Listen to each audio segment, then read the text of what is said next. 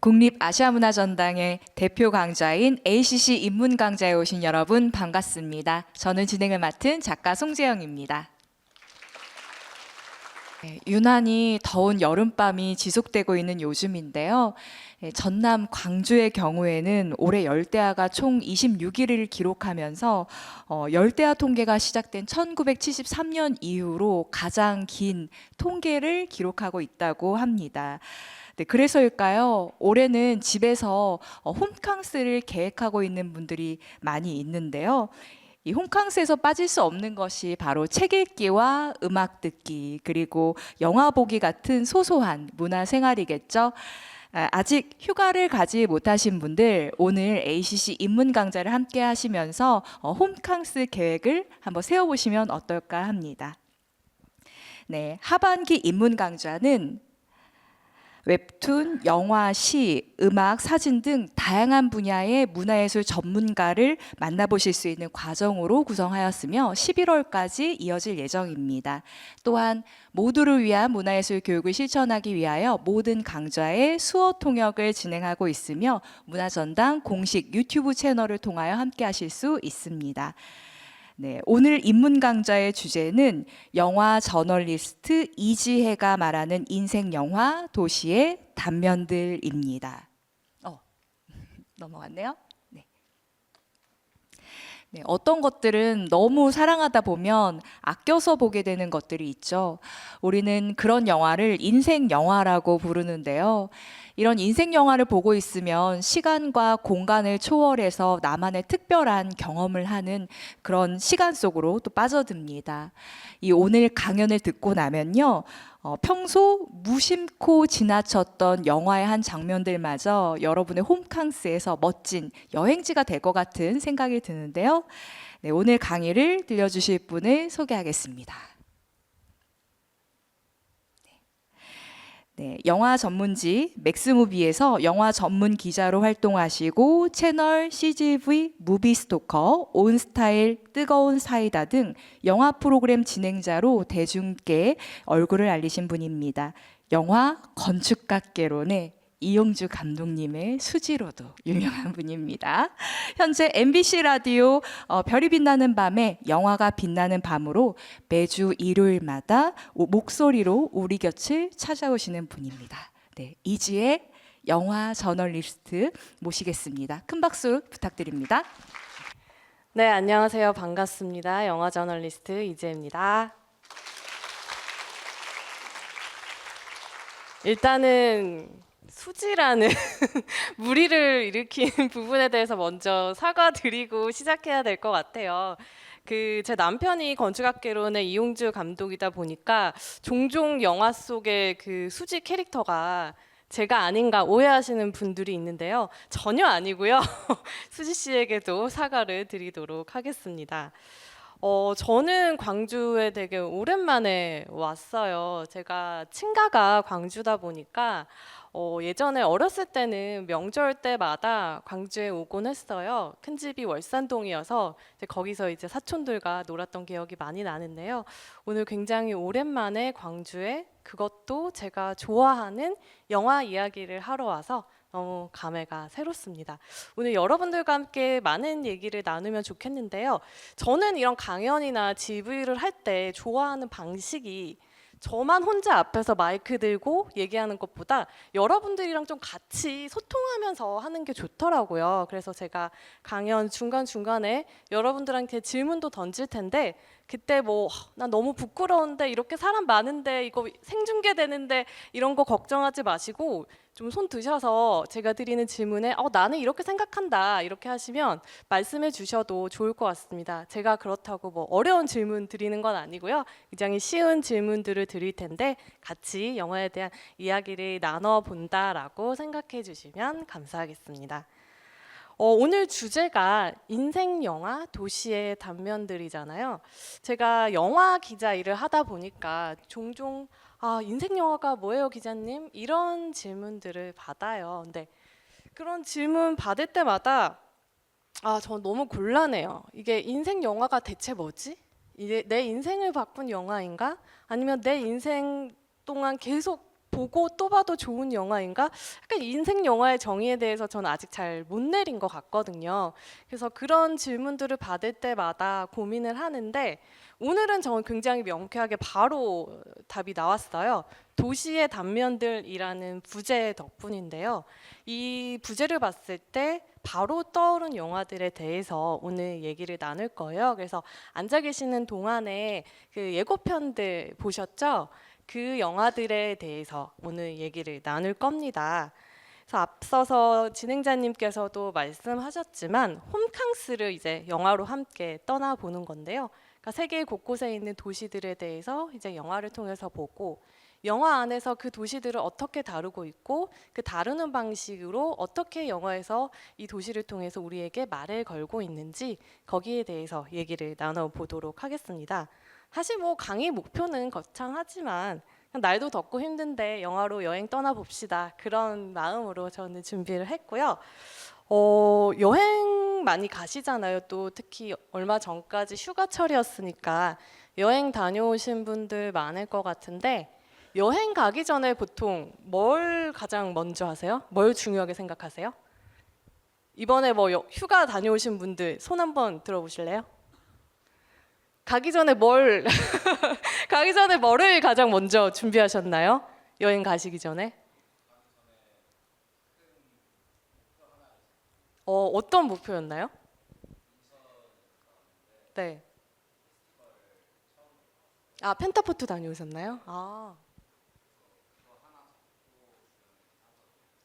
그러니까 이분은 펜타포트를 가면서 인천을 가면서 펜타포트라는 중요한 목표 하나를 잡고 나머지 이제 계획들을 짜시죠. 보통 여행 가기 전에 계획을 많이 세우시는데 저는 제가 여행 가기 전에 여러 가지 방법들이 있지만 한 가지 힌트를 어떤 배우분께 얻은 적이 있어요.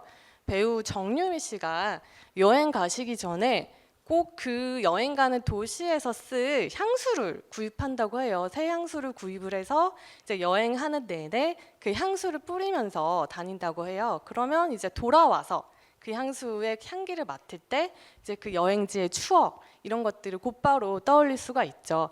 향기가 굉장히 강력하잖아요. 프루스트 소설에서도 보면 이 홍차의 적신 마들렌의 향기의 과거의 기억을 떠올리는데 저는 굉장히 좋은 방법 같아서 여행을 기억하는 굉장히 좋은 방법이구나 해서 여행 가기 전에 향수를 이렇게 몇 번 사봤는데 이게 참 좋은 방법인데 너무 비싸요, 향수가. 향수가 요즘에는 막 20만 원도 넘고 너무 비싸서 매번 이 방법은 못 쓰겠더라고요. 그래서 그럼 나만의 여행 기억법 뭘 할 수 있을까라고 생각해 봤을 때 아마 많은 분들이 이 방법을 쓰실 거라고 생각을 하는데요. 그 여행지에 관련한 뭐 책이나 뭐 소설, 영화를 보는 거예요. 그게 가장 저렴하고 또 기억도 오래 남는 방법이더라고요, 결과적으로. 그래서 제가 올해 휴가를 이태리 시칠리아로 다녀왔는데 시칠리아는 영화의 도시잖아요. 시칠리아를 배경으로 한 영화들이 참 많죠. 뭐 대부도 있고 시네마 천국도 있고 굉장한 명작들 그런 굉장히 많은 영화들이 있는데 그 중에서도 저는 그랑블루랑 말레나라는 영화를 보고 갔어요. 이제 그랑블루 같은 경우에는 제가 가기로 한 타우르미나라는 도시를 이제 배경으로 이제 촬영을 했더라고요. 그래서 봤고 말레나도 제가 가려고 하는 시라쿠사를 배경으로 하고 있더라고요. 그래서 지금 여기 뒤에 보이는 말레나 정말 아름다운 모니카 벨루치가 시라쿠사 광장을 건너는 그런 모습을 보고 나도 가서 시라쿠사 가서 저 광장을 걸으리 말레나처럼 아름답게 걸어보리 하고 이제 갔죠. 현실은 영화와 많이 다릅니다. 저도 야심차게 가서 걸으면서 사진을 찍었는데 누가 봐도 한국 사람이죠. 잭스미스 입고 우프스 신고 누가 봐도 한국인이라서 제가 상상했던 그런 말레나의 모습은 아니었지만 돌아와서 이 사진을 보면서 저는 또 내가 말레나 보면서 저기 가고 싶었던 그 기억을 그곳에 가서 충족시켰지. 그리고 오늘 또 이 사진 덕분에 여러분들 한번 웃으셨으니까 얼마나 보람된 여행 기억법이에요. 그래서 저는 오늘의 이 시간을 여행 기억법으로 잡고 이제 우리가 도시를 떠나거나 아니면 오늘 소개해드린 영화 속의 도시들을 다녀오신 분들도 계실 테고 아니면 가겠다라고 계획을 이제 막연하게나마 세우신 분들도 계실 텐데 그럴 때 도움이 되었으면 좋겠다라는 생각으로 준비를 했어요. 그러면 일단 첫 번째 도시로 떠나볼까요?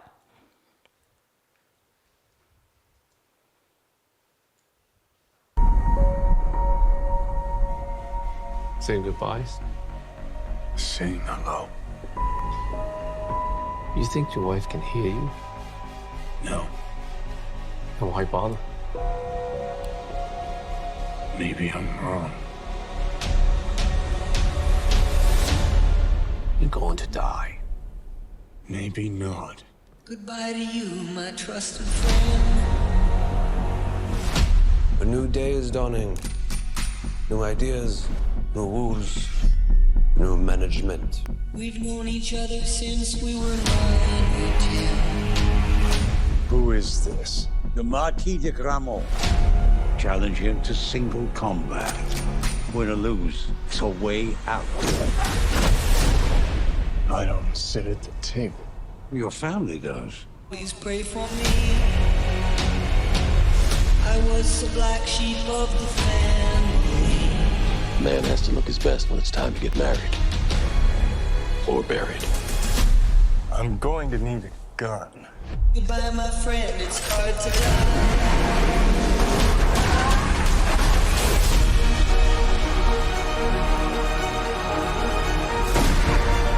If you win, the table will honor its word. You'll have your freedom. It's hard to die. Under the old laws, only one can survive. Failure to meet at sunrise It's hard to die. will result in execution. Last words, Winston? Just have fun out there.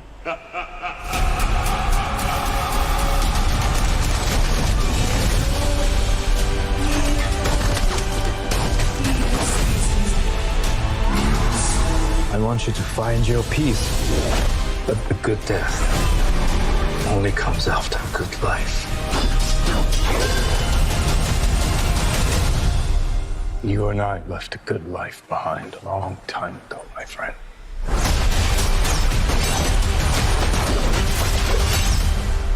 It's hard to die.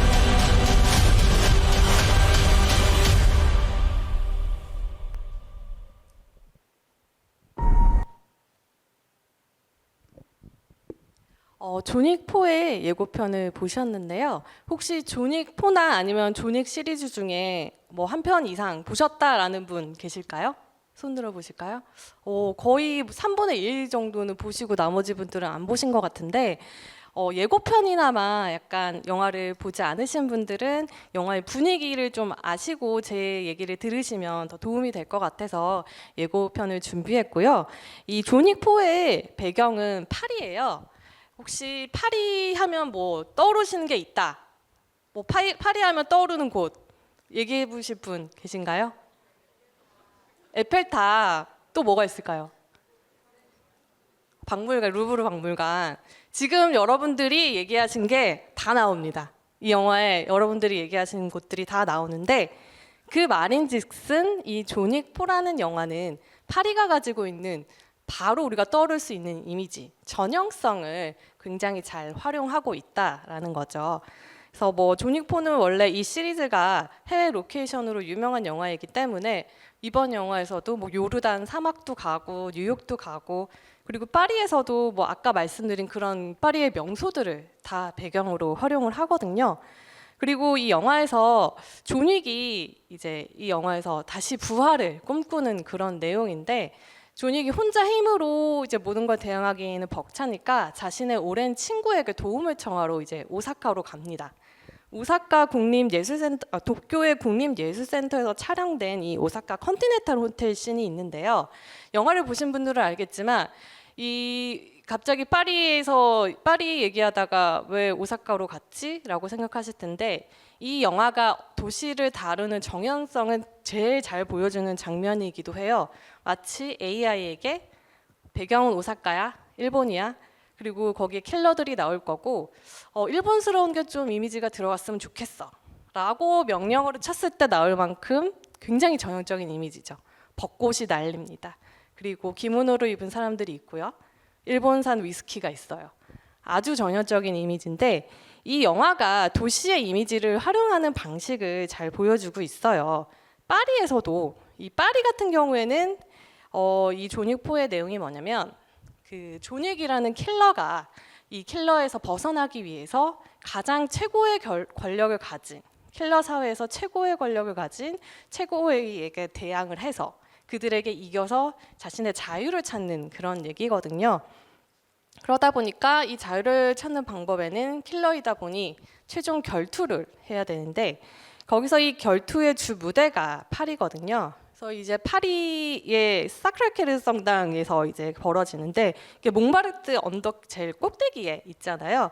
그래서 거기를 이제 가기 위해서 고군분투하는 내용이에요. 그래서 그 과정에서 뭐 개선문도 나오고 에펠탑도 나오고 몽마르트에 올라가는 222 계단도 나오고 파리의 관광 명소들이 정말 무수히 많이 등장합니다. 정말 파리 관광청에서 너무 좋아할 만한 그런 영화인데 재밌는 건 그렇게 파리를 구석구석 보여주는데 그 안에 있는 사람들은 등장을 하지 않아요. 뭐 예를 들면 관광객이라던가 파리의 시민들의 흔적은 찾을 수가 없어요. 이게 바로 이 영화의 재미있는 부분인데 최대한 그 현실에 있는 해당 장소가 가지고 있는 현실적인 색채와 무게는 다 빼는 거죠. 왜냐하면 이 킬러 사회라는 게 사실 현실에 킬러 사회가 있을까? 이렇게 의문을 가지기 시작하면 이 영화는 성립할 수가 없거든요. 그래서 아예 그런 의문을 처음부터 제거를 하고 시작을 하는 거죠. 그래서 현실 공간을 다루지만 이 킬러들은 자신만의 규율과 자신만의 사회를 갖추고 있어요. 경제 체계, 화폐도 달라요. 그러다 보니까 현실과의 접점을 이제 지워 나가는 거죠.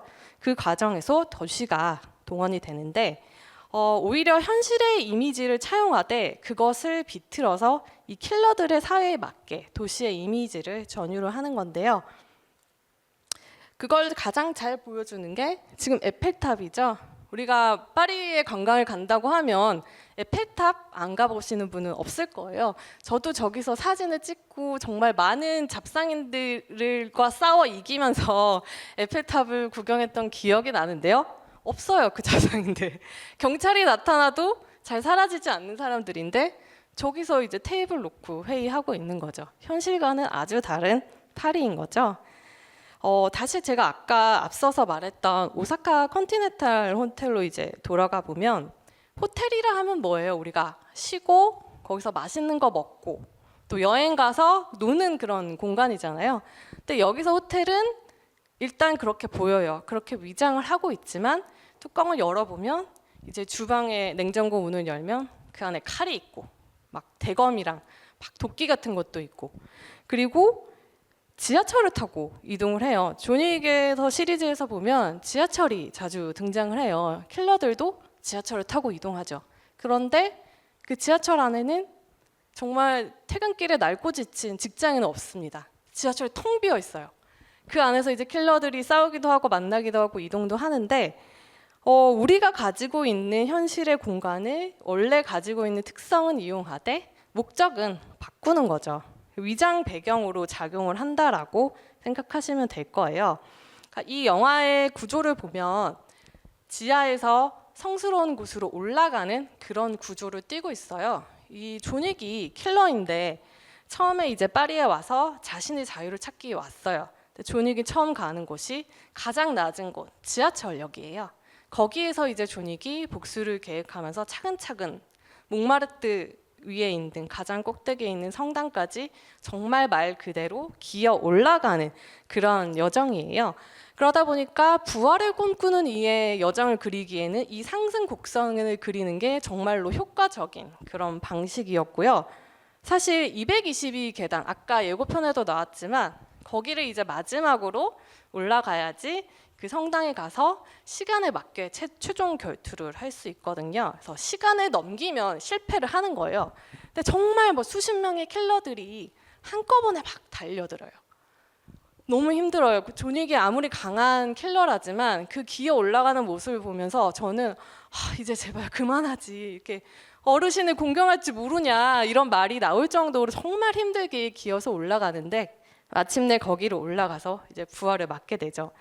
저는 존윅4가 다른 시리즈랑 다르게 흥미로웠던 점은 원래 존윅 시리즈는 도시의 이미지를 이용하지만 그 안에 있는 사람들에는 관심이 없었거든요. 근데 이번 영화도 물론 그래요. 그런데 이 파리에 사는 사람들의 어떤 이미지, 성격 같은 것들이 아주 잠깐이지만 등장하는 부분이 있었어요. 바로 개선문 씬인데요. 여기 개선문을 주변으로 이렇게 회전도로가 있죠. 근데 국내에는 회전도로가 잘 없지만 유럽은 회전도로를 굉장히 많이 사용하고 그래서 이제 유럽 가서 차 빌려서 운전하다 보면 저 회전도로가 굉장히 좀 어렵거든요.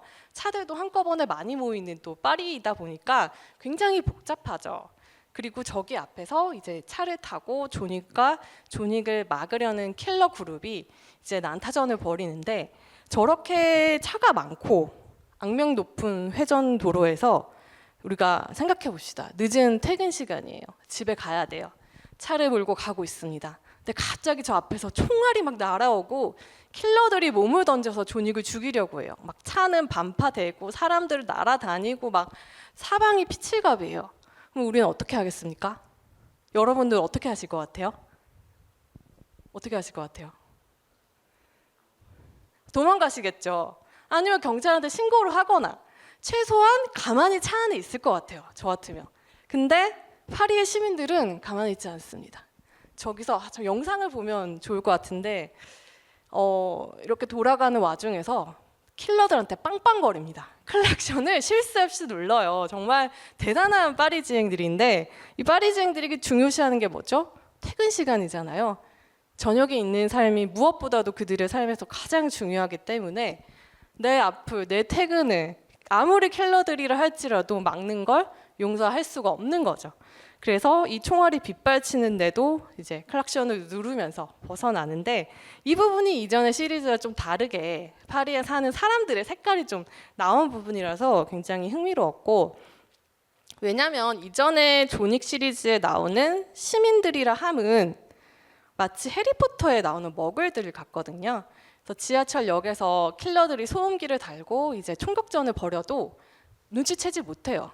해리포터에서 머글들이 마법사가 바로 옆에 있는데도 못 알아보는 것처럼 그런 식으로 기능을 하는데 여기서는 조금 달랐던 부분이고요. 도시의 전형성을 그 안에 있는 사람들한테 관심이 없이 그냥 이미지만 이용하는 영화로 제가 존윅4를 골라왔고 또 반대의 경우도 제가 준비를 해봤어요. 반대의 경우라 하면 도시의 이미지가 가지고 있는 전형성을 재현하는 것에는 관심이 없고 그 안에 사람에게 집중하고 싶은 그런 영화인데요. 한번 보도록 하겠습니다.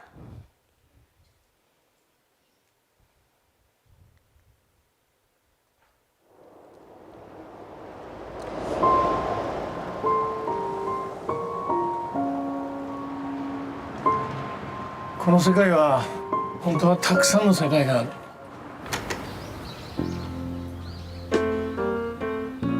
つながっているように見えてもつながっていない世界がある。 Just a perfect day. Drink sangria in the park. And then later, when it gets dark, we go home.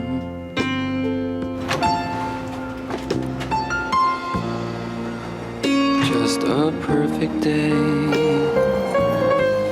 Feed animals in ここずっと行ったら海行く？今度ね。今度っていつ？今度は今度。今は今。 Oh, it's such a perfect day. I'm glad I spent it with you. Oh, such a 久しぶり。 day. You just keep me hanging on. You just keep me hanging on. おじさん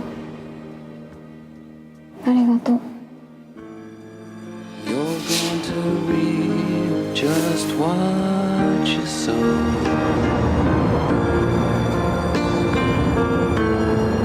You're going to reap just what you sow.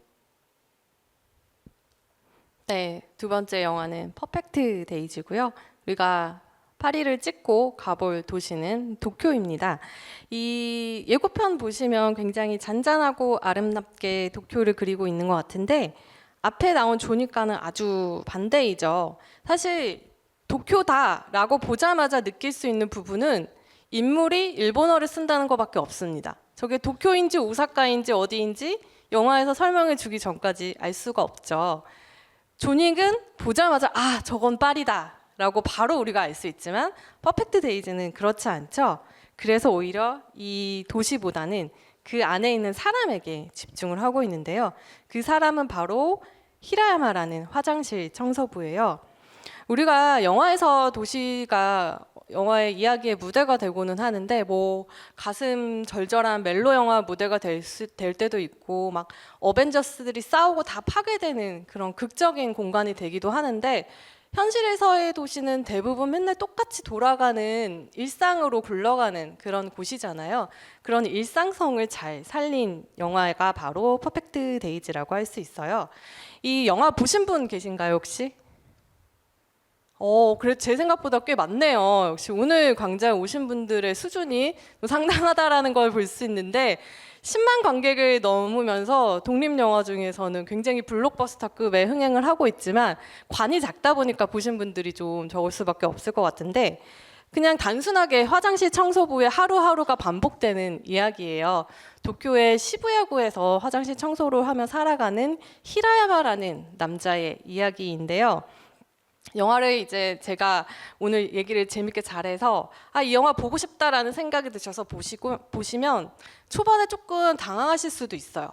뭐야 뭐 이렇게 계속 반복돼 라고 생각하실 만큼 매일 똑같은 일상이 굉장히 오랫동안 반복이 됩니다. 마치 우리가 맨날 똑같이 사는 거랑 비슷해서 뭘 이런 걸 영화로 만들었지? 라고 생각하실 수도 있을 것 같아요. 아침에 일어나서 이제 캔커피 한 잔 마시고 히라야마가 청소차를 몰고 출근을 해서 시부야구에 있는 여러 화장실들을 청소하고 집으로 돌아와서 목욕하고 단골 식당에 가서 밥 먹고 집에 와서 책 보다 자는 그게 계속 반복됩니다. 이게 영화라니 너무 말이 안 된다고 생각하실 수 있는데 보다 보면 그 반복이 예술의 경지에 이르렀음을 깨닫게 되실 거예요. 영화를 다 보고 나시면 히라야마는 일상예술가라고 할 수 있을 것 같아요. 일상예술가면 일상을 정말 예술의 경지에 오를 정도로 반복을 수행하는 그런 인물인데요. 이 영화 탄생은 도쿄라는 도시하고 굉장히 밀접한 관계를 맺고 있어요. 지금 여기 보이는 건물 보이시죠? 이게 좀 이 건물은 그래도 좀 화장실 같아 보이죠? 근데 이 영화에 되게 다양한 화장실들이 등장해요. 왜냐면 화장실 청소부가 일을 하다 보니까 이거는 화장실이라고 말 안 하면 잘 모를 것 같죠? 이것도 화장실입니다. 화장실들의 좀 면면이 독특하고 좀 남달라 보이지 않나요? 그래서 이 영화가 처음에 출발한 지점이 바로 이 화장실에 있는데요. 이 도쿄에서 시부야구의 공공 화장실들이 이제 리모델링을 하면서 굉장히 유명한 건축가 디자이너들을 불러서 리모델링을 했어요. 뭐 안도타더 같은 건축가도 참여를 했고 정말 많은 돈이 들어가고 야심차게 준비한 프로젝트이기 때문에 도쿄 시부야구 입장에서는 이걸 많은 사람들에게 알리고 싶은 거죠. 그래서 더 도쿄 토일렛 프로젝트라고 해서 이제 이걸 단편 영화로 만들어서 이 화장실이 등장하는 이 아름다운 화장실들을 널리 알리자. 그럼 누구한테 이 프로젝트를 맡기면 좋을까? 세계적인 거장 감독에게 맡기자. 이래서 빈 벤더스에게 의뢰를 했다고 해요. 그래서 빈 벤더스 같은 경우에는 도쿄 사람은 아니잖아요. 독일에 적을 두고 있는 감독인데 이 빈 벤더스에게 처음 제안을 했을 때는 단편 영화였는데 빈 벤더스가 지금 현재의 도쿄를 보여주고 싶다라는 일념으로 장편 영화 시나리오를 무려 3주 만에 쓰고 촬영하는데 17일밖에 안 걸렸다고 합니다. 정말 너무 부러운 천재적인 능력인데 그렇게 해서 탄생한 영화다 보니까 도쿄라는 도시하고는 뗄래야 뗄 수가 없죠. 근데 재밌는 건 도쿄를 잘 보여주지 않아요. 그러니까 도쿄를 잘 보여주지 않는다기보다는 우리가 도쿄하면 떠올리는 이미지들이 있잖아요. 만약에 존윅이 도쿄로 온다 그러면 에펠탑처럼 도쿄타워 나올 것이고 기모노를 입은 사람들이 맞쓰리를 하는 풍경, 이런 일본 하면 도쿄 하면 떠올릴 수 있는 전형적인 이미지들을 넣을 텐데 이 영화는 그것에는 관심이 없어요. 그냥 하루하루 히라야마가 사는 일상을 보여주는데 이제 집중을 하는데, 그러다 보니까 이 도쿄라는 도시에서 히라야마가 돌아다니는 점을 찍으면 굉장히 작은 삼각형밖에 그려지지 않을 것 같아요. 나오는 게 히라야마가 사는 동네의 목욕탕이라던가 아니면 헌책방, 그가 이제 필름 사진을 찍는데 사진을 찍고 이 사진을 맡기는 현상소, 이 정도만 등장을 해요. 그러니까 이걸 점으로 이으면 아주 작은, 도쿄의 아주 작은 한 부분이 나오는 거죠. 그런데 이게 재밌는 게 이렇게 작은 부분이 나오는데 오히려 영화는 공간이 응축되고 그 안에서 의미를 끄집어내기 더 쉬워져요. 왜냐하면 히라야마는 매일매일 똑같은 삶을 사는 사람이에요. 출근하고 밥 먹고 자고. 이걸 계속 반복하는 사람이다 보니까 이 사람의 동선이 작아져서 이렇게 작아지고 응집된 도쿄이다 보니까 이 안에서 일어나는 아주 작은 변화라도 히라야마도 그렇고 관객 역시 굉장히 예민하게 그걸 캐치하고 또 수용할 수 있게 되거든요. 그러다 보니까 매일 똑같은 반복되는 모습 속에서도 이 작은 변화가 이 인물에게 얼마나 큰 영향을 미쳤는지를 관객도 쉽게 알아차릴 수 있게 되는 거죠. 이 히라야마라는 인물 같은 경우에는 사실 빈 벤더스 감독의 일본인 버전이라고 해도 과언이 아닐 정도로 이 감독의 색채를 많이 담고 있어요. 이 빈 벤더스 감독 같은 경우에는 사진을 굉장히 많이 찍고 사진 작가로 또 활동을 하는데 영화 안에서 히라야마도 계속 사진을 찍습니다. 근데 이 사람이 찍는 건 특별한 광경이 아니에요. 우리가 사진을 찍을 때 아름답고 좀 신기한 것들을 찍으려고 하는데 그냥 매일 보는 똑같은 풍경, 뭐 나뭇잎 사이로 비치는 빛이나 아니면 뭐 길가에 핀 꽃, 이런 어떻게 보면 있는지도 모르는 것들을 늘 찍어요. 근데 이 빈 벤더스 감독의 사진 세계가 그렇거든요. 그리고 이 히라야마라는 이름도 빈 벤더스 감독이 너무 좋아하는 오즈야 스지로 감독의 꽁치의 맛에 나오는 주인공 이름이에요. 그러니까 자신을 굉장히 많이 투영한 캐릭터인 거죠. 그래서 저는 영화를 보면서 이런 생각 들 때가 있거든요. 가끔 어떤 영화들은 보다가 이 장면을 위해서 영화를 찍었구나 라는 생각이 드는 때가 있어요. 이게 칭찬일 때도 있고 안 좋은 때도 있지만 이 퍼펙트 데이즈 같은 경우에는 굉장히 극찬하는 경우로서 제가 말씀을 드리는데, 이 영화는 그렇게 계속 반복되는 히라야마의 일상을 도쿄를 배경으로 보여줘요. 그러다가 중간에 히라야마에게 굉장히 감정의 경랑을 일으킬 만한 어떤 사건이 있었음을 은밀하게 암시해주는 씬이 나오거든요. 이제 그 뒤부터는 히라야마의 마음속에도 약간의 변화가 생겨요. 그래서 그걸 극적으로 보여주는 장면이 바로 엔딩 장면인데, 영화를 보신 분들은 알겠지만 이 엔딩 장면을 위해서 영화가 존재한다고 해도 저는 과언이 아니라고 생각을 하거든요. 그래서 영화를 안 보신 분들을 위해서 그 엔딩 장면이 어떤지 제가 자세히 말씀드릴 수는 없지만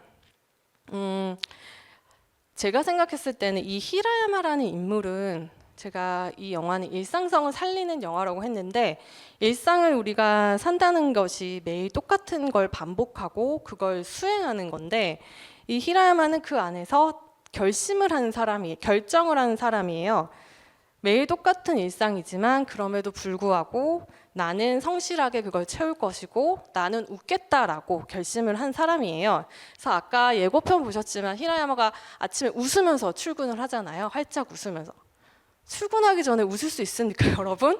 저는 한 번도 그래 본 적이 없는 것 같거든요. 근데 이 사람은 활짝 웃으면서 출근을 해요.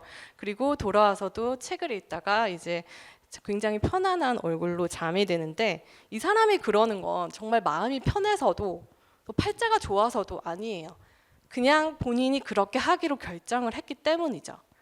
영화를 보다 보면 아, 이 사람이 과거에 굉장히 큰 문제가 있었고 그것으로 인해서 과거와 결별을 하고 새로 태어난 사람이구나. 근데 그게 어떤 건지는 자세히 묘사가 되어 있지 않는데 가족과 절연할 정도로 큰 일이었다고만 암시가 돼요. 그런 사람이 다른 삶을 살기로 결심을 하면서 이제 일상 그렇게 성실하게 매일 수행하는 일종의 일상 예술가가 된 거죠. 근데 저는 그게 그 결심이 바로 우리가 일상에서 할 수 있는 최고 수준의 예술이 아닌가 싶고 그 마지막 장면에서 포착된 그 본인의 결심 흔들릴 때도 있고 눈물이 날 때도 있지만 결국에는 웃겠다라는 그 결심이 굉장히 본능적으로 잘 그려져 있거든요. 그래서 그 마지막 장면만을 위해서라도 이 영화는 한번 꼭 보시면 정말 여러분들에게도 인생 영화가 되지 않을까 그런 생각을 해봅니다. 제가 이렇게 두 편의 영화까지 얘기를 했는데 저의 인생 영화에 대해서 지금 얘기를 하고 있잖아요. 근데 여러분들에게도 충분히 인생 영화가 있을 테고 영화를 자주 보시는 분들이니까 여기 오셨겠죠? 그렇겠죠? 영화 자주 보시죠? 많이 보시는 분들이니까 제 강의를 들으러 오셨을 것 같은데 제가 한 가지 질문 드릴게요. 영화 왜 보세요? 너무 궁금해서 물어보는데 뭐 자유롭게 대답해 주셔도 되고 그냥 뭐 재미로 본다, 심심해서 본다도 괜찮고요. 영화를 왜 보느냐에 대해서 좀 대답해 주실 분 있을까요? 영화 왜 보세요? 왜 어떤 이유로 영화를 보시나요? 현실의 감각을 새롭게 느끼는 수단이 되는 것 같아요. 오, 굉장히 좋은 마치 저와 마음이 통한 모범답안 같은데 또 다른 분 영화 하나 본다. 네. 아, 효율적인 간접 체험. 그쵸. 영화 통해서 오늘처럼 여행도 다니고 저희가 어디서 킬러 만나겠어요. 간접 체험하는 거죠. 굉장히 효율적으로 안전하게. 그래서 제가 영화를 왜 보는지에 대해서 생각을 해봤어요. 그래서 영화에 대해서 얘기를 해야 되니까. 앞서서 말씀하신 여러 가지 방법들이 있는데 제가 오늘 여기 전당에 오면서 좀 너무 멋있잖아요. 저는 처음 와봤는데 그래서 구경하면서 보니까 피카소 전시를 하더라고요. 피카소 도예 전시를 봤는데 전시 물론 좋았고 그 전시를 설명하는 그 설명문을 보니까 이렇게 되어 있더라고요. 일상 속의 평범한 물건들을 자신만의 시각으로 바라보고 또 피카소가 표현을 했다 이렇게 되어 있는데 저는 딱 그거 보고 아 맞아 저게 영화를 보는 이유 중에 하나지. 아까 첫 번째 분이 그래서 제가 깜짝 놀랐어요. 나랑 마음이 통했구나. 우리가 매일 사는 공간 매일 일을 하고 밥을 먹고 일상적인 공간 새로울 게 없다라고 느낀 공간도 영화 안에서 보게 되면 또 새롭게 느껴지기도 하고 그 반대로 내 공간을 또 새롭게 보는 힘을 영화를 통해서 또 느끼기도 하거든요. 그래서 저 오늘 시간이 그런 좀 시간이 되었으면 좋겠다고 해서 계속 세계 여행만 하면 우리 공간에 대해서 얘기할 기회가 없잖아요. 그래서 이제 서울로 한번 넘어가 보겠습니다. 한번 해봐. 8711-023. 아, 나 운동 같다 보이냐? 다들 가슴을 최고로 가리고 싶이야. 가진 거 없어도 당당하게 살아, 당당하게.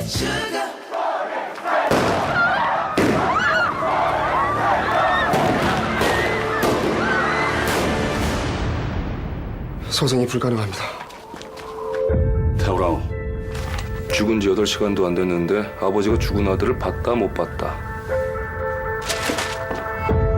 정황상 고문치사가 확실해요. 각하께서 심려가 크십니다. 도서관이 책상을 탁 치니 하고 응? 왜 진짜 못해? 사실 확인 좀 합시다. 익사죠. 이번에 서울대생 고문해갖고 죽인 놈들이.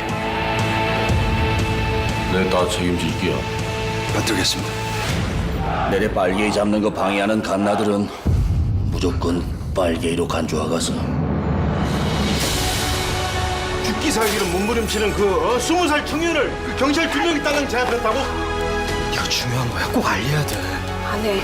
야, 그럼 사람이 억울하게 죽었는데 그냥 가만히 있어? 그런다고 세상이 바뀌어요? 가족들 생각은 안 해요?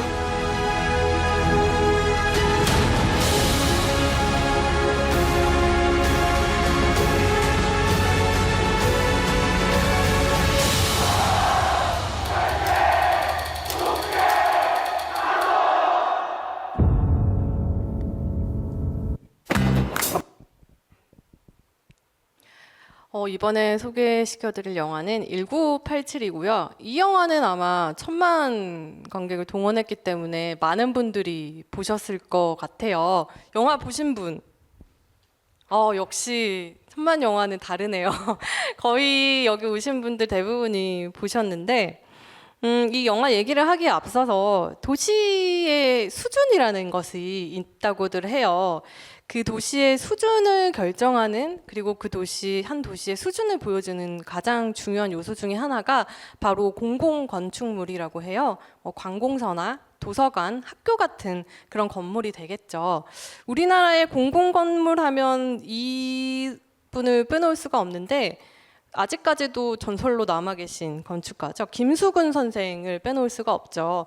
김수근 선생 같은 경우에는 88 올림픽을 앞두고 올림픽 주경기장, 체육관, 이 외에도 타워 호텔이나 세운상가처럼 여전히 랜드마크인 그런 건축물들을 많이 설계를 했는데, 이분이 설계하신 공공 건축물 중에는 지금 여기 보이는 남영동 대공분실도 있죠. 이 남영동 대공분실은 1987의 시작점이 돼요. 1987이라는 영화의 구조가 재밌어요. 굉장히 좁고 어두운 곳에서 시작해서 넓고 밝은 곳으로 나아가는 그런 구조를 띠고 있거든요.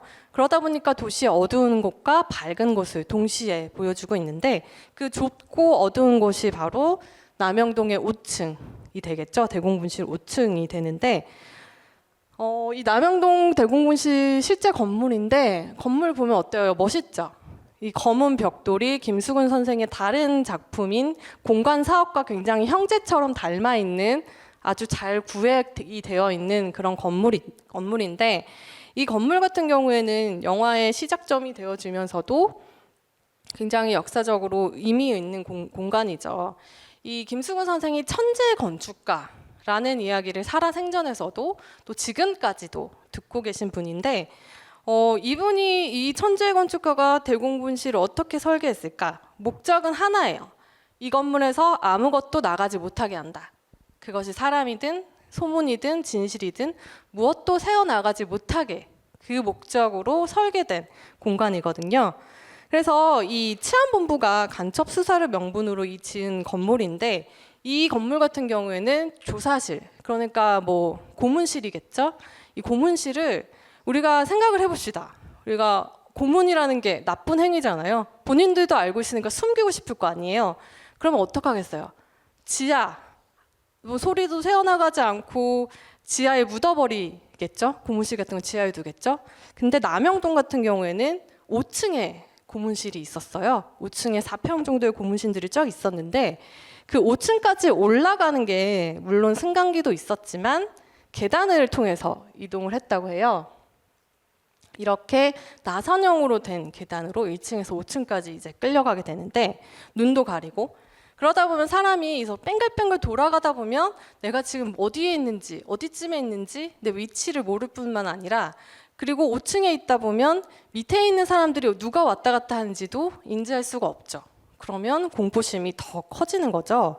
그래서 흔히들 천재가 설계한 완벽한 고문 밀실이라고도 얘기를 하는데, 영화에서 이 고문 밀실이 굉장히 잘 묘사가 되죠. 영화 시작점에 물고문을 받다가 사망하게 되는 박종철 대학생이 이제 등장을 하는데, 거기 보면 욕조도 있고, 물고문 하기 위한 욕조도 있고, 가구들도 있고, 침대도 있는데 다 바닥에 못이 박혀 있었대요.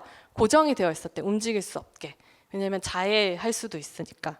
그리고 얼마나 이 건물이 꼼꼼하게 설계되었는지를 보여주는 또 하나의 부분이 바로 이 창문이에요. 저게 창문이라고 할 수가 없잖아요. 사실 창문이라고 하면 우리가 열어서 바깥을 내다보고 창문을 열어서 환기를 시키는 그런 목적을 가진 것인데 여기서는 열어도 빛도 안 나오고 저긴 성인 남자가 고개를 내미기도 힘든 크기잖아요. 그렇게 아무것도 나가지 못하게 하겠다라는 의지가 바로 창문에도 있는 거죠. 그래서 처음에 이 영화를 보면 이 고문을 하다가 사망한 대학생을 빨리 묻어버리기 위해서 이 진실을 막기 위해서 이 치안본부의 형사들이 정말 애를 써요. 그래서 이 진실이 이 검은 벽돌을 넘지 못할 것처럼 보이거든요. 근데 결국에는 퍼지게 되죠. 어떻게?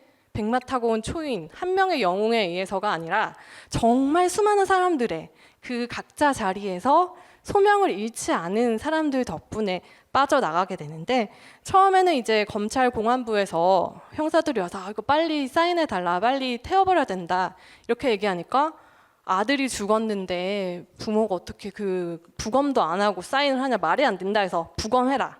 그래서 부검실로 가고 그 다음에 이제 점점 냄새를 맡은 기자들에 의해서 신문사로 퍼지고 그 다음에 이제 교도소를 거쳐서 마침내 이 소문이 어디로 나오느냐, 광장으로 퍼져 나오는 거죠. 영화에서 가장 넓고 밝은 공간, 바로 광장인 거죠. 그러니까 이 영화의 좀 위대한 점이라고 한다면 우리가 지금 그냥 누리고 있는 이 민주주의라는 것이 한 명 한 명 정말 많은 사람들이 노력에 의해서 가능했구나라는 것을 잘 보여주고 있죠. 저는 가장 잘 보여준 씬이 마지막 광장 씬인 것 같아요. 마지막에 이 중간에 있는 김태리 씨가 연기한 연희 같은 경우에는 뭐 운동에도 관심이 없었고 이런다고 세상이 변해라고 하는 수많은 사람들 중에 한 명이었는데 결국에는 이 광장으로 나서게 되죠. 이한열 열사의 사망 소식을 듣고. 근데 많은 사람들이 그랬어요. 평범한 사람들이 그때 그 소식에 정말 분개를 해서 모인 사람들이 100만 명에 달했다라고 하는데 권력이 가장 두려워하는 게 뭐예요? 우리 민의가 모이는 거죠. 이 모인 어디서 모입니까? 숨어서 모일 수는 없잖아요. 그리고 그 민의라는 것이 하나하나 따로따로 있으면 힘이 없습니다. 모여야 합니다. 그것도 모두가 볼 수 있는 탁 트인 공간에서, 바로 광장이죠. 시청 앞 광장에서 모여서 이 사람들이 본인의 생각을 외치고 자유를 외치고 정의를 실현하려고 하는데 지금 시청 앞 광장 보시면 이렇게 잔디밭으로 정말 모이기 쉽게 되어 있어요, 사람들이. 근데 이때는 이렇게 도로였어요. 도로에 또 심지어 가운데에 분수대가 있다 보니까 사실 차가 왔다 갔다 하는 도로에서 이렇게 많은 사람들이 모이기는 쉽지가 않았을 것 같은 거예요. 하지만 정의를 원하는 사람들에 의해서 여기에 모였고, 영화는 그것을 이제 가장 낮은 곳에서 넓은 곳으로 조금씩 조금씩 퍼져나가는, 그 포물선처럼 퍼져나가는 모양으로 그려낸 거죠. 그래서 여기에서 서울이라는 도시는 제가 살고 있는 제 삶의 터전이기도 하지만 민주주의를 담은 역사의 현장으로서 기능하는, 그리고 영화는 그걸 아주 잘 담아냈죠. 그래서 이후에 그러면 남영동 대공분실은 어떻게 됐을까 궁금하시죠?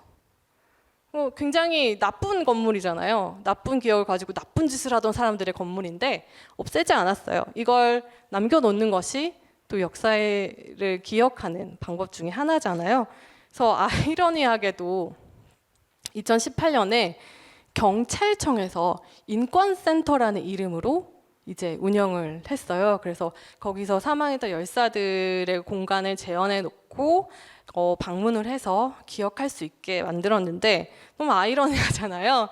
그렇게 운영이 되다가 최근에는 민주화운동 기념관으로 이제 재단장을 해서 올 하반기에 재개관한다고 합니다. 이 영화 안에서 다뤄졌던 역사의 현장이 여전히 남아있고 또 우리는 그것을 기억해야 될 의무가 있다라는 점에서 서울을 여행을 하면서 1987을 얘기해봤고요. 그 다음 영화는 두 도시를 한꺼번에 다룬 영화들을 준비해봤어요.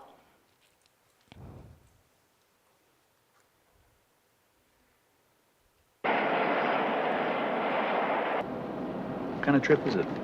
Business or pleasure? Unfinished business. Gentlemen, Your ad in the Saturday Review of Literature says that you specialize in out-of-print books.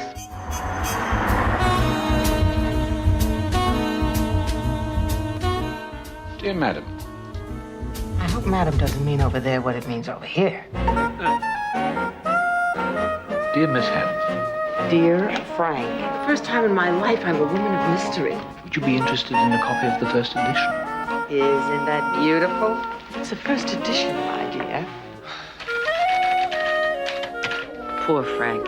I give him such a hard time. I keep trying to puncture that proper British reserve. You know, Frankie, you're the only soul alive who understands me.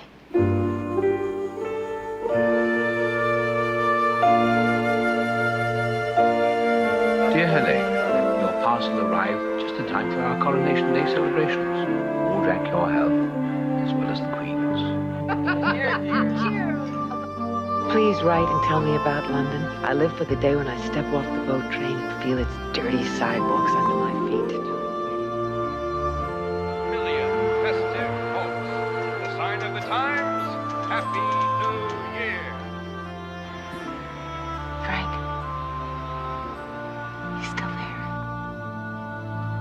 If you happen to pass by 84 Cherry Cross Road, kiss it for me. I owe it so much.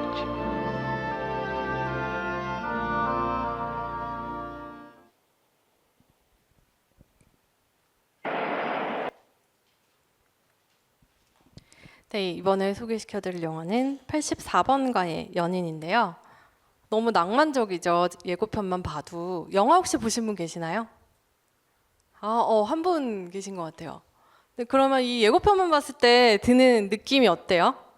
제목도 84번가의 연인이고 음악도 너무 낭만적이고 뉴욕과 런던을 오가는, 그리고 남녀가 떨어져 있어요. 어떤 영화일 것 같아요?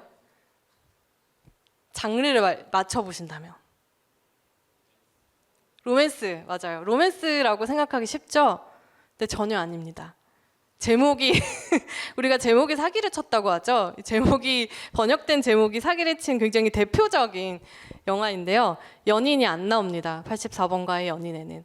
원제는 체링 크로스 84번지인데 그냥 담백하게 이 영화에 등장하는 서점의 주소가 영화의 제목이었는데 우리나라에 들어오면서는 뭔가 장사의 의지가 크셨던 것 같아요. 84번가의 연인이라는 아주 다른 제목을 붙이고 나왔어요. 연인은 없지만 이 영화 안에 정말 진한 우정이 있어요. 20여 년의 세월을 동안 거듭된, 그것도 편지를 통해서 주고받으면서 쌓인 우정이 있는데 이 영화 안 보신 분들이 많아서 내용을 잠깐 소개시켜드리면, 거칠게 말하면 이거예요. 책덕후들의 오프 모임이 실패한 비극 이라고 할 수 있을 것 같아요. 이 영화의 주인공인 일레인하고 프랭크 같은 경우에는 책을 너무 사랑하는, 고서적을 굉장히 사랑하는 사람들이에요. 일레인은 가난한 작가예요. 별로 유명하지도 않아요. 그래서 돈이 없죠. 자기는 고서적을 좋아하는데 뉴욕에서 영국 문화 고서적을 찾기란 너무 어렵고 비싸요. 그래서 막 찾아보다 보니까 런던에 그 고서적점이 있는 거예요. 그래서 편지를 써요.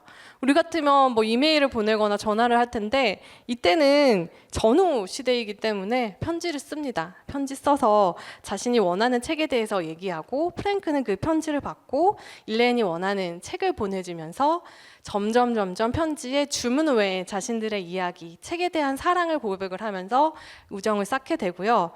근데 뉴욕하고 런던 마음 먹으면 갈 수 있잖아요, 요즘에. 물론 비행기 값이 너무 비싸기는 하지만 열심히 일해서 돈을 모으면 못 가볼 것도 아니잖아요. 20년 동안 한 번도 못 갈 정도는 아니잖아요. 거기에 정말 친한 친구도 있고 너무 내가 가보고 싶은데. 근데 일레인은 20년 동안 결국 프랭크와의 오프 모임을 성사하지 못하고 프랭크가 이제 세상을 떠나게 되는데 그도 그럴 수밖에 없는 게, 이때는 굉장히 좀 지금이랑 많은 것들이 다르죠. 그냥 런던에 있는 친구 만나고 싶으면 바로 메신저로 통화할 수 있고, 근데 이때는 편지를 주고받는데도 한두 달이 걸려요.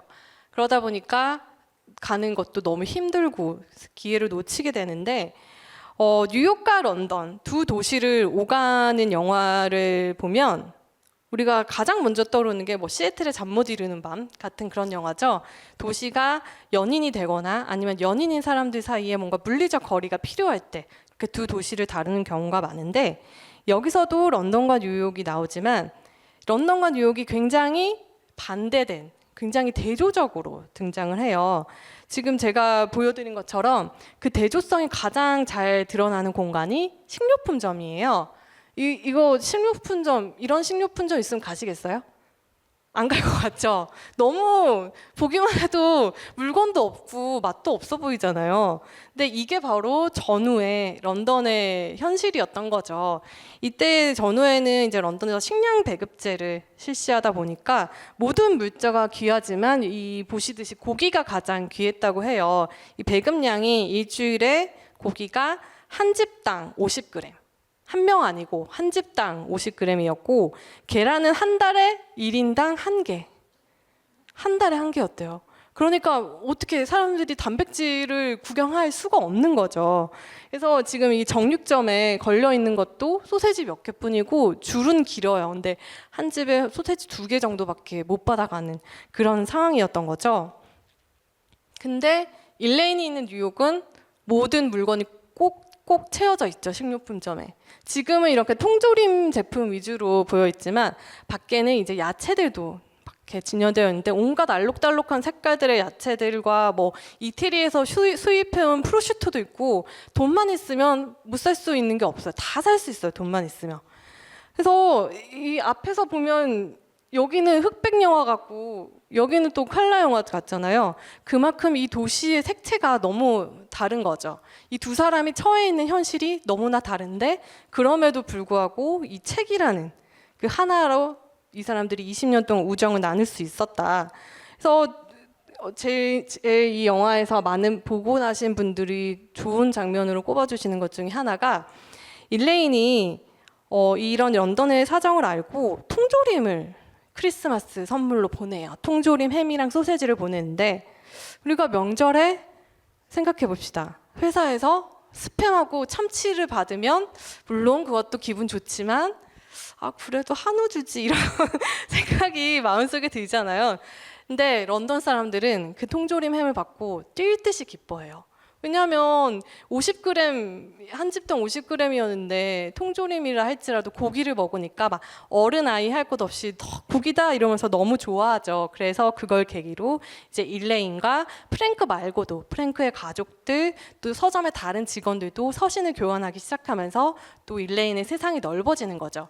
사실 일레인은 가난한 작가다 보니까 어디 막 돌아다니지를 못해요. 그래서 집 안에, 그것도 타자기 앞에 있는 경우가 대부분인데, 그러면서 일레인의 좀 좁았던 세상이 점점점 편지를 통해서 넓어지고 다른 사람들과 관계를 맺고 소통을 하는 거죠. 그러니까 이렇게 연결되면 통조림 햄뿐만이 아니라 마음의 결핍도 또 채워지잖아요. 그걸 일레인의 편지와 또 프랭크와의 우정이 아주 잘 보여주고 있는 거죠. 그리고 다음 영화는 마지막 영화인데요.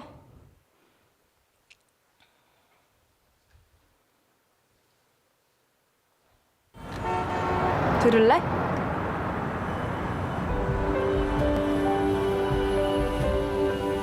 여기서 그냥 포기하면 평생 후회할 것 같다. 오랜만이네. 그동안 어떻게 지냈어? 누구? 나 몰라. 세요? 첫 작품이네. 한번 잘해봐. 두 분이 처음에 서로 어떻게 알게 됐어요? 얘랑 나랑 같이 수업을 하나 들었었는데요. 뭐였더라? 건축과 뭐였지?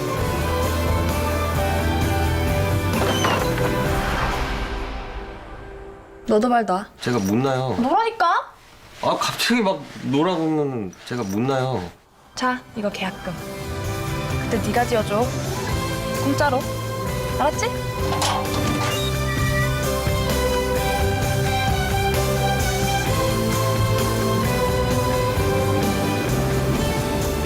너 옛날에 약속했었잖아. 나 집 지어준다고. 기억 안 나? 약속. 첫사랑이 원래 잘 안 되라고 첫사랑이지. 잘 되면 그게 첫사랑이니? 마지막 사랑이지. 왜 날 찾아온 거야? 궁금해서. 지금은 어떤지 궁금했어. 모습이 얼만큼 의미가 될 수 있는지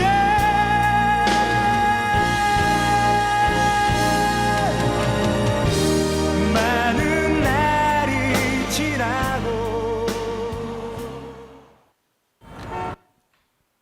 네, 건축학개론인데요. 저 카피가 굉장히 유명했죠. 우리 모두는 누군가의 첫사랑이었다. 근데 전 그때도 그랬고 지금도 좀 말이 안 되지 않나? 내가 아닐 수도 있잖아요. 되게 드문 경우 아닌가? 라는 생각이 또 오늘도 드는데 이 영화야말로 어떻게 보면 저의 인생 영화인 것 같아요. 제 인생의 큰 변화를 일으켜준 영화였죠. 제가 사랑하는 사람을 만나고 또 결혼까지 하는데 굉장히 큰 역할을 한 영화였어요. 이 건축학개론 시나리오를 쓸 때 이용주 감독이 기자들한테 모니터링을 했었어요. 근데 저는 그때 당시에 이용주 감독과 친분이 거의 없던 한 번 본 사이였는데 저한테도 이제 모니터링을 부탁을 하더라고요. 이제 그걸 계기로 이제 가까워져서 여기까지 오게 된 건데 제가 그 시나리오 모니터링 하면서 기억 남는 게 저는 서울에서 지금 살고 있지만 서울 출신이 아니고 저는 고향이 부산이에요. 그래서 부산이다 보니까 이제 부산에서 나고 자라고 이제 대학을 서울로 가면서 서울에 가게 된 거죠. 영화 속의 서연과 똑같은 그런 위치여가지고 그 서연의 마음에 대해서 굉장히 공감을 했고 거기에 대해서 많은 얘기를 해줬던 것 같아요. 그래서 서연이 같은 경우에는 제주도 출신이라는 걸 좀 부끄러워하잖아요. 애들이 나 제주도 학원 출신이라고 불러 이럴 때 느껴지는 뉘앙스는 제주도에서 음대를 왔는데 학원 출신이라는 게 너무 이제 부끄러운 거죠. 한마디로 이때 당시 서연이 입장에서는 쪽팔린 거죠. 다른 애들은 막 정말 휘황찬란할 거 아니에요, 음대라고 하면. 본인은 그렇지 못하니까 본인의 출신이 부끄러운 거죠. 근데 저도 서울에 와서 처음 느꼈던 게 너무 내가 촌스러운 것 같고 내가 부산 사투리를 쓰지 않으려고 엄청 애를 써서 학교에 있다가 그 집으로 돌아가면 너무 피곤할 정도였어요. 내가 사투리 쓸까 봐 그거를 신경을 쓰다 보니까. 그래서 서연이의 그 마음을 너무 잘 알 수 있었는데 서연이한테 제주도란 빨리 그 흔적을 지워버리고 싶은 그런 공간이에요. 그러니까 학원 출신이라는 명예롭지 못한 꼬리표도 있고 막 승민이랑 얘기하다가 압구정동에 처음 가봤을 때 너무 멋있고 다 좋더라 이러는데 그 충격을 내가 너무 멋있다라는 걸 이제 다른 사람들한테 또 들키고 싶지 않은 거죠. 그걸 빨리 상쇄시키고 싶은 그런 아이였던 거죠. 그러니까 그래야 서울에 어울리는 사람이 될 수가 있었기 때문인 거죠. 그래서 과거 서연이한테는 제주도는 이제 흔적으로서만 존재하지 공간으로 전면으로 드러나지 않아요. 그런데 이제 서울을 떠나서 인생을 리셋하겠다라고 결심을 하면서 제주도가 전면에 드러나는 거죠. 그러니까 이 사진을 보시면 이게 두 사람의 이제 대학 시절인데 두 사람이 정릉에서 만나잖아요. 그래서 건축학개론의 숙제를 하면서 함께 이제 정릉 곳곳을 돌아다니면서 가까워지는데 성인이 되어서 만난 이 두 사람한테는 이제 이 서울이라는 의미가 좀 달라지죠.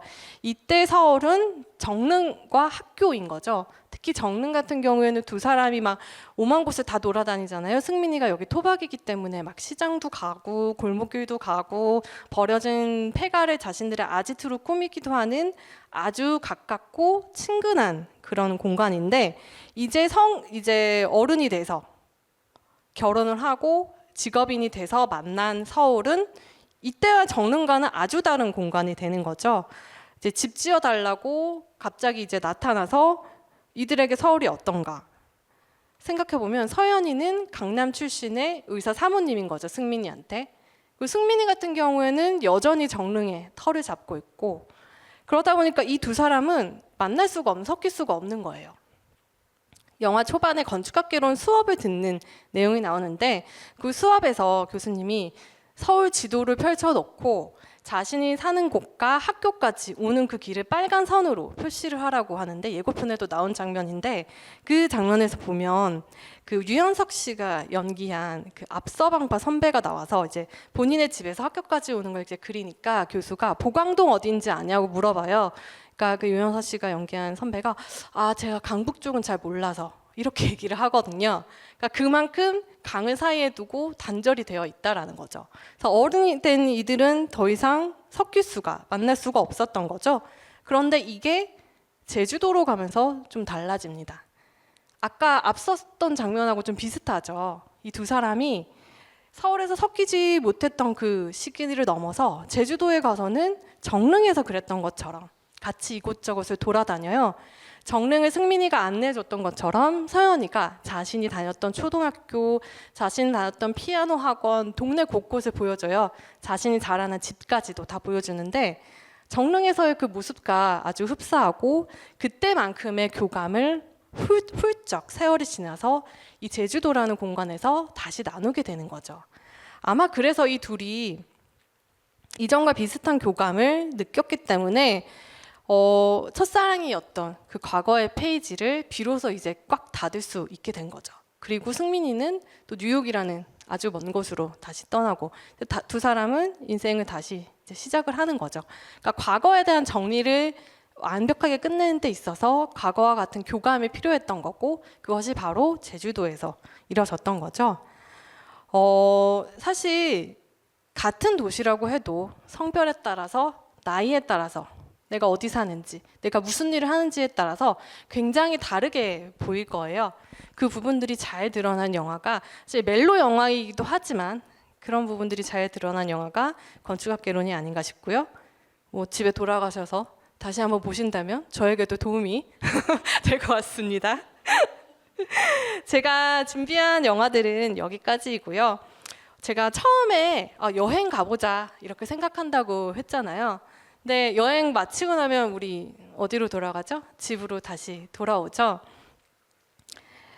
건축학개론에서 제가 아까 그 교수님이 숙제 내준 얘기를 했는데 그 지도에 이렇게 줄을 긋는 것 말고도 돌아가서 너가 사는 동네에 가서 뭐 집들, 무심코 지나치던 골목들, 건물들 자세히 관찰하면서 사진으로 기록하라고 하거든요.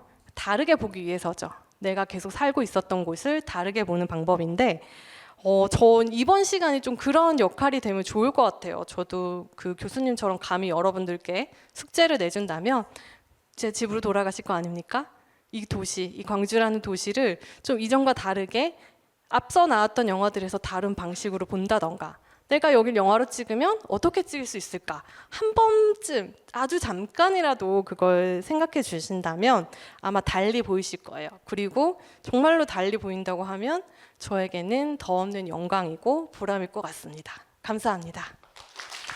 늦은 시간까지 함께해 주신 여러분 모두들 조심히 돌아가시기 바랍니다. 감사합니다.